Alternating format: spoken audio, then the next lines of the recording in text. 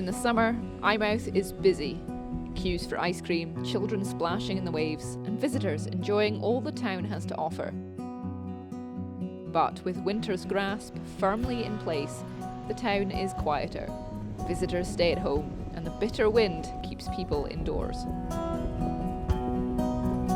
And with fewer visitors, there's less business. The caravan site has been running for 26 years, but it started in a different field further along the road. And then we diversified into the shepherd's huts, and then added the tiny houses, and we started the shepherd's huts in 2019.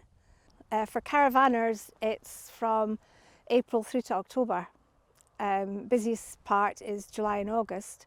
For the huts and the tiny houses, it's not been long enough really.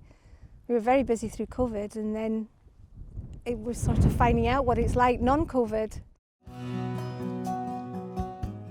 Not everyone is quiet in the winter. Flowers may be seasonal, but for this florist, business is blooming all year round. I'm born and bred Eyemouth. I've lived here, my whole life. I brought my family up here, a decision that we decided that this is where we wanted to bring our family up. So I'm fortunate to call Eyemouth home.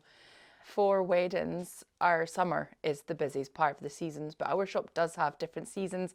We have a flower shop, we have a gift shop, so there's different parts to it. But the tourism for us is the busiest peak is through the summertime. But we've found since COVID a lot more people visiting out of season, which is lovely. It's really made a big difference to the business, having more people arriving sort of even in January, February. So it has changed. It's not always been like that.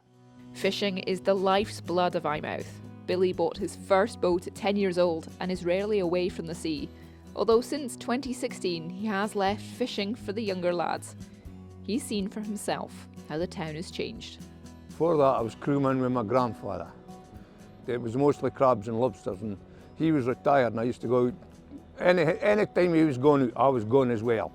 Well, when I actually started trawling from Eyemouth in 1972, we had nearly 70 boats, 70 Eyemouth boats, because you got a lot of strangers as well, for like Pit and Weem, Sea Houses, all them boats, because just where you're standing here was the fish market. And then along at the harbour, along at the end of the harbour there was the boat yard. There's nearly a boat built every year, and that was in other yards in Scotland. I mean, it took about a year to build a good trawler, at least a year building. They were all wood boats then, mostly, and then the steel boats started to come in, and it's gotten bigger and bigger since then. 2011, 2012, we were into the teens of boats then, and now within the last 10 years, we're doing about less than 5 in this. Apart from the crab boats, the crabs and the lobster boats, taking away the trawling side, the boats has been sold away, and since then, since the 2016, yes. And the history of fishing here in Eyemouth draws people to the town as well, specifically the disaster where hundreds of fishermen lost their lives just off the shore in 1881. The museum has an exhibit on it, but it only opens during the summer. I mean, there are a number of people who will come because of the disaster. They're coming to research maybe their ancestors. And I think it's quite emotive. We do have the picket men, which is the other part of the museum, which represents the men who were drowned. And this actually, represents what happened during and after. So I think people are quite taken aback if you don't know anything about it as to what happened. It had started off a really nice day.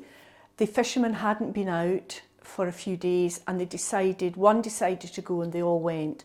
They were at the time sails and rowing, and they got a few miles out, and the weather just changed drastically.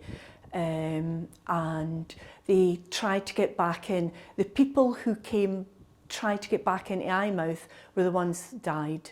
They were smashed on the Harker Rocks, which is at the entrance to the bay. So there was people standing, watching their relatives coming in, and they couldn't help them. The tragedy was the fact that the husbands, the fathers, their sons were being drowned within sight. of Eyemouth, you know, the lost 129 men, which was the working men, and what was left was women and children, or the widows and bairns. It's what the statue's called.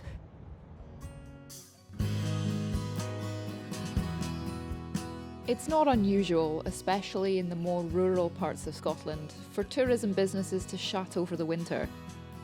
And while locals do enjoy the quieter time of the year, there's still plenty to see and do here in Eyemouth beneath the surface. You just have to brave the weather to find it.